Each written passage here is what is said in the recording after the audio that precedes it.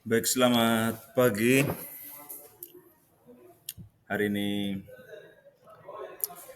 saya akan menjelaskan tentang peran Roh Kudus dan Allah Tritunggal. Kita makan duluan. Hal yang mau kita bahas pada hari ini itu berkaitan dengan tujuan pembelajarannya, itu siswa mampu memahami peran Roh Kudus dan ajaran Allah Tritunggal. Mampu bersikap kritis dan bertanggung jawab dalam menghayati, mampu mewujudkan imannya akan Roh Kudus dan Tritunggal dalam kehidupan sehari-hari.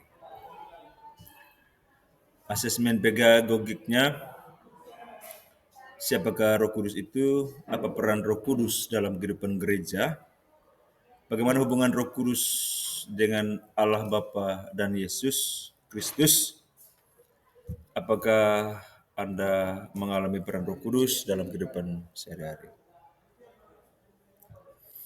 Baik, sebelum kita memulai pelajaran kita, marilah kita membuka pelajaran kita dengan doa pembukaan. Dalam nama Bapa, Putra dan Roh Kudus. Ya Allah Bapa, Maha Pengasih dan Penyayang, puji dan syukur kami haturkan kepadamu atas rahmat dan karunia Roh Kudus yang Kau anugerahkan kepada kami. Semoga Roh Kudus tetap membimbing kami dalam jalan kebenaran, dan semoga Roh Kudus mendampingi kami dalam proses kegiatan belajar mengajar kami. Pagi ini, doa ini kami haturkan kepadamu dengan perantaraan Kristus Tuhan kami. Amin. Dalam nama Bapa dan Putra dan Roh Kudus. Amin. Baik, kita menjelaskan tentang tujuan pembelajaran peran Roh Kudus. Siswa diharapkan mampu memahami peran Roh Kudus dan melahirkan, membimbing, dan menghidupi gereja, baik yang terungkap dalam kitab suci maupun tradisi, mengaitinya dalam kehidupan pribadi, serta mewujudkannya dengan menjalani hidup yang diresapi dan diarahkan oleh Roh Kudus.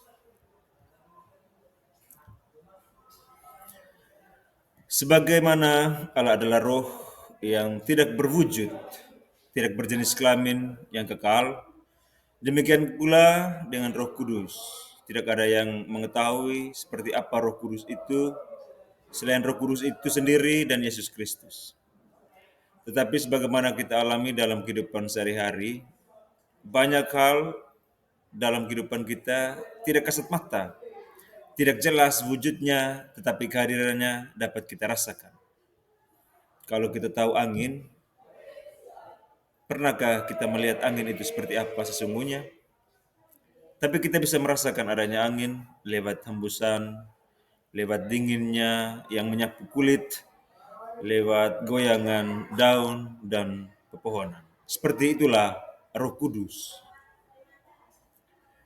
Berkaitan dengan pengalaman akan kehadiran Roh Kudus, banyak orang beri kesaksian seperti ini. Kadang-kadang dalam hidup merasa ada yang menggerakkan untuk melakukan perbuatan baik, yang mendorong untuk berani berdoa saat mengalami kesulitan, untuk mengalah pada saat terjadi perselisihan, dan sebagainya. Bagi kita itulah wujud daya kerja Roh Kudus dalam hidup. Apakah kita pernah mengalami hal seperti itu?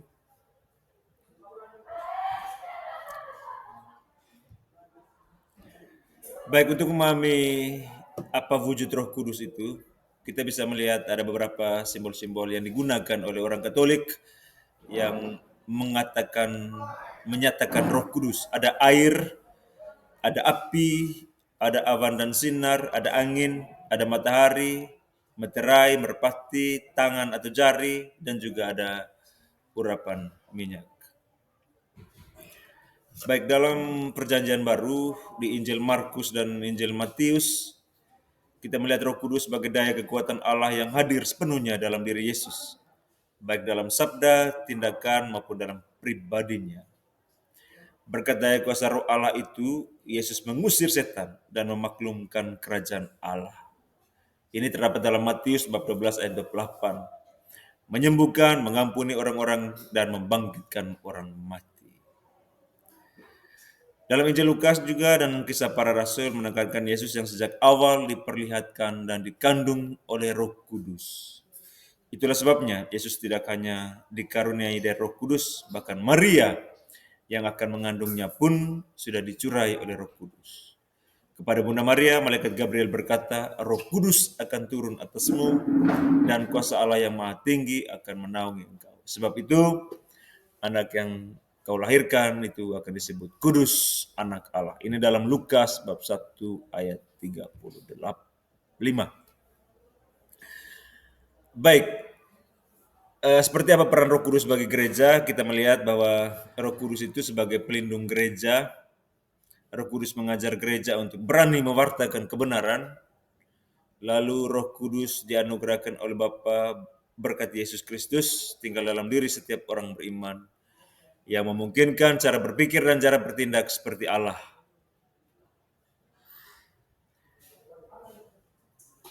Nah, ini terdapat dalam 1 Korintus bab 6 ayat 19 bahwa Roh Kudus yang kamu peroleh itu berasal dari Allah. Juga dalam Roma bab 8 ayat 26, Roh itu pula yang membimbing kita sebagaimana seharusnya kita berdoa. Lalu dalam Galatia bab 5 ayat 22 sampai 23 mengatakan bahwa di dalam diri manusia tertanam dan bertumbuh buah-buah roh. Baik, demikianlah video pembelajaran yang berkaitan dengan Roh Kudus, perannya dalam diri Yesus dan kealahannya. Sekian saja penjelasannya. Sekian dan terima kasih.